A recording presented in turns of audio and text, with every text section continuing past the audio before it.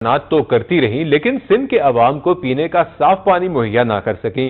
وزیر اعلیٰ سندھ سید کامل علی شاہ کے ضلع خیرپور میں بھی 6 سال سے پینے کا پانی نایاب ہے۔ اس حوالے سے دیکھتے ہیں خیرپور سے وقار ملنگی کی یہ رپورٹ۔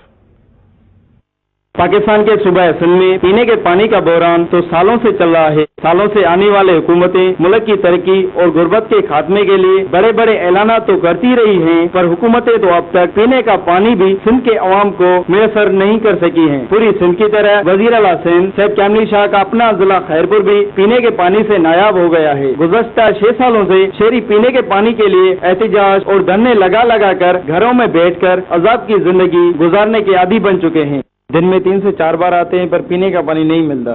کبھی یہ کہتے ہیں کہ بجلی کی لوڈ شیڈنگ، اس وجہ سے بجلی کی لوڈ شیڈنگ، تو کبھی کوئی اور فال ہو جاتا ہے۔